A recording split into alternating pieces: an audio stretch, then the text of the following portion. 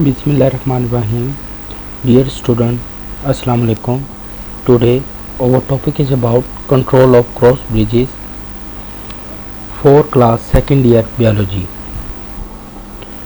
First we discuss about the learning objectives. We want to understand the control of cross bridges. Then also discuss about the all and end responses and the strength of the muscle contraction, and also find out the effect of exercise on muscles. To understand the control of cross bridges, first we know about the structure of skeletal muscle. In our previous lecture we have also studied the structure of skeletal muscle. In this we review that the outer membrane is called epimysium. Inside there is a bundle, muscle bundles are present, and these muscle bundles are also covered by another membrane which is called perimysium. Now further we have studied that this muscle bundle consider the muscle fibers which is called as a muscle fibrils or muscle cells. Now in our previous lecture we have also discussed that this muscle fibrils is covered by another membrane which we have called as a sarcolemma. So this is the sarcolemma. Inside the sarcolemma there is a cytoplasm is present which is called as a sarcoplasm. This sarcoplasm contain a number of mitochondria, myoglobin, and a network of channel which is called the sarcoplasmic reticulum. These are called the sarcoplasmic reticulums, and we in our previous lecture we have also discussed that this sarcoplasmic reticulum stores the calcium ion, and they have a transverse tubule which is called as the T tubule, which is present in the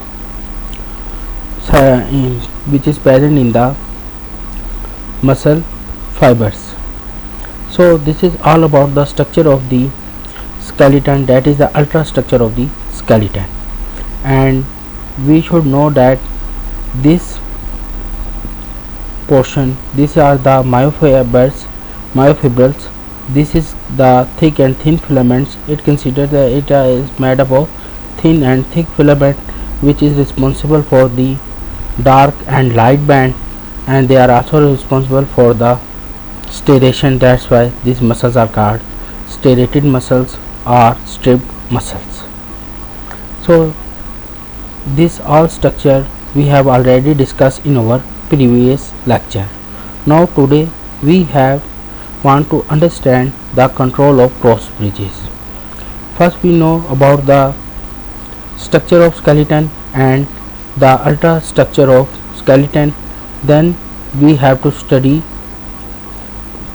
about the control of cross bridges. Now today our topic is about the control of cross bridge. We know that the skeletal muscles are voluntary in action. That means they are under our control, and it is controlled by our nervous system. So the nervous system has nerves which communicate the muscles, and it causes the nerve impulse that reaches to the muscle through a neuromuscular junction. Now what is a neuromuscular junction? Now we have to discuss it. What is a neuromuscular junction? On the muscle bundle, the junction point of the nerve impulse and muscle, the junction, that is the point where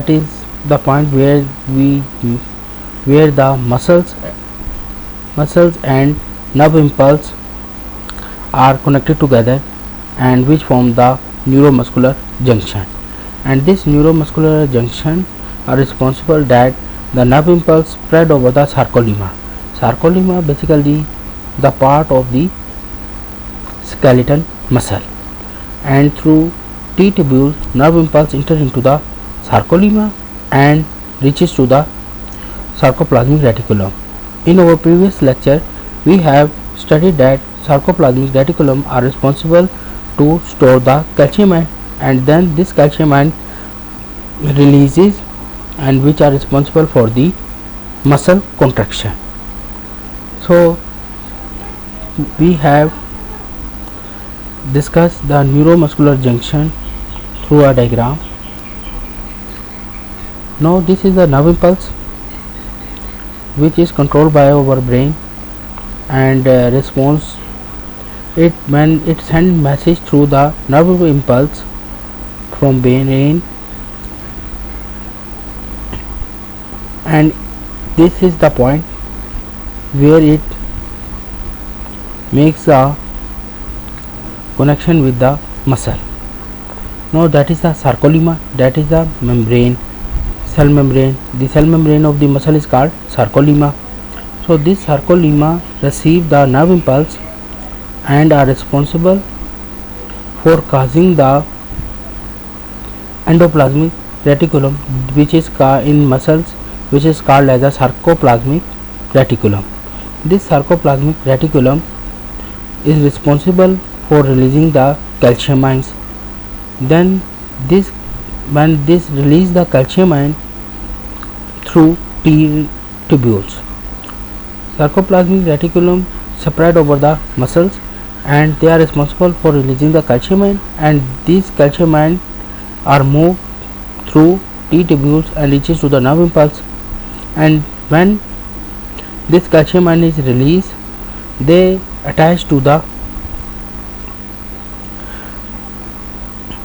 myofibrils, that is a thin and thick filament, in which the troponin, we have already studied that troponin is a part of the actin filament.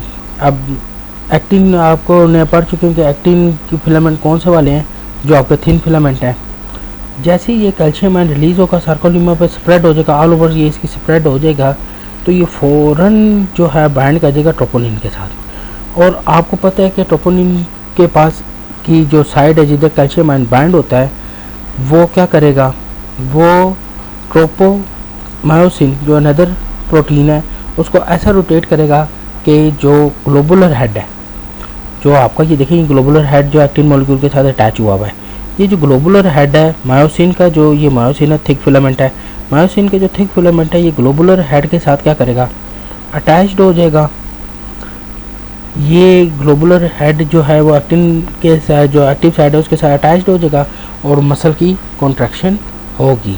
तो इस तरह क्या होता है कि जब आपके पास calcium ion release होते हैं तो उसकी वजह से नर्व इम्पल्स का जो जंक्शन बनता है, ये जो जिसे हम कहते हैं न्यूरोमस्कुलर जंक्शन आपका बन जाता है मसल का और नर्व का, और उसके मुताबिक क्या है मसल कॉन्ट्रैक्ट करते हैं.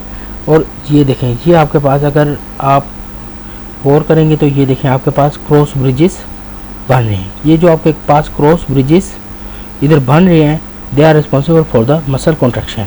और ये मसल कॉन्ट्रैक्शन क्यों हो रही है कि आपके पास नर्व इम्पल्स आई, नर्व इम्पल्स ने स्टिमुलेट किया कि वो सार्कोलीमा के साथ अटैच हुई, तो उनका जो जंक्शन बना जिसे हम क्या बोल रहे हैं neuromuscular junction, they are responsible for causing या stimulating the sarcoplasmic reticulum to release the calcium ion through T tubules, and this T tubule when releases the calcium ion, and this calcium ion binds with the troponin molecule, and this troponin molecule is responsible for making the cross bridges, and this cross bridges is responsible for the muscle contraction.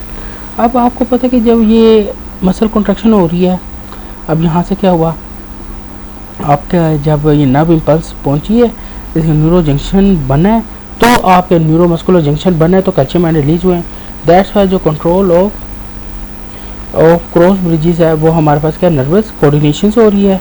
तो इसका मतलब है कि ये क्या है कि जो आपका नर्वस सिस्टम है वो मैसेज सेंड करता है, नर्व इम्पल्स सेंड करता है, तो उसके बाद जो है आपके पास मसल में कॉन्ट्रैक्शन होगी. और इस तरह क्या होता है कि आपकी बॉडी के अंदर मसल कॉन्ट्रैक्शन हो रही होती है. अब इसके लिए क्या है, एनर्जी की भी ज़रूरत होती है. तो हमने पढ़ा है कि आपके पास अगर आप ये डायग्राम देखते हैं तो इधर माइटोकॉन्ड्रिया मौजूद हैं, तो they are responsible for the ATP production, जो कि क्या क्रॉस ब्रिजेस को बनाने में हेल्प करेगी, और बाद में जब इस मसल को दोबारा कॉन्ट्रैक्ट से वापस रिलैक्स कंडीशन में जाना होगा तो ये जो आपके पास क्रॉस ब्रिजेस हैं उनको ब्रेक डाउन करने में हेल्प करेगी, जिसे हमने पढ़ा अपने प्रीवियस लेक्चर में कि जे हमने कहा था स्लाइडिंग फिलामेंट मॉडल पढ़ा था, जिसमें मसल कॉन्ट्रैक्शन और मसल रिलैक्सेशन कैसे होती है उसके बारे में हमने बात की थी। अब फिर हम जो है अपना जो हमारा स्लाइडिंग फिलामेंट मॉडल है उसको हम फिर एक दफ़ा रिवाइज कर लेते हैं हमने, कि जब भी आपके पास जब अब हमें पता चल गया कि नर्वस कोऑर्डिनेशन हुई है जिसकी वजह से कैल्शियम आयन की रिलीज़ हो गए हैं पोस्ट एंडोप्लाज्मिक रेटिकुलम से, और जिसको हमने सार्कोप्लाज्मिक रेटिकुलम कहा है, और उसकी वजह से क्या हुआ वो अब जब स्प्रेड ऑल ओवर हो गए हैं तो अब कैल्शियम आयन बाइंड किसके साथ कर लेंगे, ट्रोपोनिन के साथ बाइंड कर लेंगे। जब कैल्शियम आयन ट्रोपोनिन के साथ बाइंड करेंगे तो they are responsible for causing या ट्विस्टिंग द ये मायोसिन, ट्रोपोमायोसिन को क्या करेंगे ऐसा रोटेट करेंगे देखिए कि जो active side of actin protein है they bind with the globular head of the myosin. ये आपके पास मायोसिन का ग्लोबुलर हेड है, ये इसके साथ बाइंड कर जाएगा। इधर एटीपी की प्रोडक्शन से जब ये बाइंड होगा तो आपके पास ये देखें कैल्शियम आयन बाइंड हुआ है, एटीपी की प्रोडक्शन की वजह ये होगी, अब ये इसके साथ अटैच हो गया। ये देखें पहले पोजीशन क्या थी और अब पोजीशन क्या है, ये आपको दिखा रहा है कि ये कॉन्ट्रैक्ट हो रहा है। जब ये आपकी कॉन्ट्रैक्शन हो जाएगी फिर दोबारा क्या होगा कि अब हमने दोबारा power stroke this sarcomere contract ATP and phosphate dissociate from myosin. अब क्या होगा कि जब ये आपके पास अट्रैक्शन हो जाएगी पावर स्ट्रोक की वजह से ये जब अटैच हो जाएंगे और ये आपके पास क्या बन गया, बेसिकली क्रॉस ब्रिज बन गया है। अब जब आपके पास क्रॉस ब्रिज बन जाएगा तो आपने ये बात याद रखनी है कि मसल कॉन्ट्रैक्ट हो गए। अब दोबारा क्या हुआ है कि हमने इसको क्या करना है, ब्रेक डाउन करना है और ये वापस रिलैक्स कंडीशन में आ जाए, अपनी इस कंडीशन में वापस आ जाए। तो उसके लिए क्या होगा, एटीपी का मॉलिक्यूल हाइड्रोलाइज होगा, और एटीपी का जैसे ही मॉलिक्यूल क्या होगा हाइड्रोलाइज होगा। हाइड्रोलाइज से मतलब ये एटीपी का मॉलिक्यूल टूटेगा एडीपी और फॉस्फेट में, और जो इसकी जो एनर्जी रिलीज होगी वो क्रॉस ब्रिज को क्या करेगी, ब्रेक डाउन कर देगी। कैल्शियम आयन वापस जो है वो रिलीज हो जाएगा और आपके पास ये क्या हो जाएगा, दोबारा अपनी ओरिजिनल स्टेज या रिलैक्स स्टेट में आ जाएगा। रेस्टिंग स्टेज जो इसको हमने ये देखें इधर क्या लिखा हुआ है, रेस्टिंग स्टेज में वापस आ जाएगा। तो इस तरह क्या होता है कि नर्वस कोऑर्डिनेशन की मदद से हमारे अंदर मसल की कॉन्ट्रैक्शन होती है। और आपको पता है कि अब अगर आप देखें तो हमारे पास माइटोकॉन्ड्रिया भी मौजूद है और एटीपी मौजूद है जो इस क्रॉस ब्रिजेस को ब्रेक डाउन करेगा और दोबारा इन मॉलिक्यूल्स को जो आपके पास ये क्रॉस ब्रिज ब्रेक डाउन है इनको दोबारा अपने रेस्टिंग स्टेज में ले आएगा। तो इस तरह क्या होती है कि हमारी बॉडी के अंदर ये क्रॉस ब्रिजेस जो बन रहे हैं वो कंट्रोल हो रहे हैं, और ये किस तरह कंट्रोल हो रहे हैं, बाय नर्वस सिस्टम कंट्रोल हो रहे हैं। और जो नर्व इम्पल्स और मसल का जो आपस में जो जॉइंट बनता है जिसे हम न्यूरो मस्कुलर जंक्शन कहते हैं, जब एक दफ़ा न्यूरो मस्कुलर जंक्शन जो बन जाता है तो उसके बाद जब कैल्शियम आयन डिस्पर्स हो जाते हैं, स्प्रेड हो जाते हैं सारा सार्कोलीमा के अंदर, तो आपने ये बात याद रखना है। फिर वो फर्दर क्या करेंगे, वो मसल कॉन्ट्रैक्शन के अंदर इन्वॉल्व हो जाएंगे। और जो मसल कॉन्ट्रैक्शन का जो प्रोसेस है जिसको हम क्या कहते हैं, स्लाइडिंग फिलामेंट मॉडल, फिर स्लाइडिंग फिलामेंट मॉडल के मुताबिक क्या होगा, ट्रोपोनिन मॉलिक्यूल के साथ ये अटैच करेंगे और फर्दर कॉन्ट्रैक्शन में हेल्प करेंगे। तो ये हमने अपने प्रीवियस लेक्चर में भी ये बात हमने डिस्कस की थी, इस पर भी मैंने इसलिए आपको दोबारा बताया ताकि आपकी रिवीजन भी हो जाए और आपको जो प्रीवियस लेक्चर है जो अगर डिफ़िकल्टी महसूस हुई होगी तो वो भी आपके लिए ईजी हो जाए। तो ये तो था हमारे पास कैसे जो है हमारी बॉडी के अंदर कंट्रोल हो रहे हैं क्रॉस ब्रिजेस। अब हम देखते हैं कि ऑल और नन रिस्पॉन्स क्या है।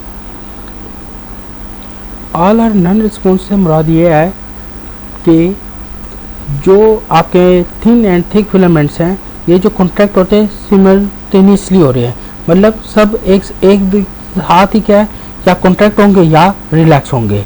तो ऐसे जो मूवमेंट है या ऐसी जो कॉन्ट्रैक्शन होती है इसे हम क्या कहते हैं, all or none response.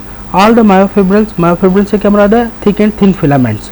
All are myofibrils of a muscle either contract simultaneously or relaxed, this is called as all or none response।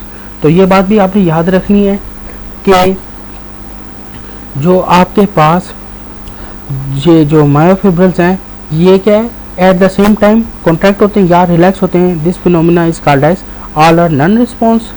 और अगर क्वेश्चन आ जाए strength of the muscle construction किस पर डिपेंड करती है, it depend on the muscle size. आपके मतलब मायोफिब्रल थिन थिक फिलामेंट्स कितने इन्वॉल्व है उतनी स्ट्रॉन्ग मसल कंट्रैक्शन होगी। इसके बाद हम देखेंगे effect of exercise on muscles क्या है।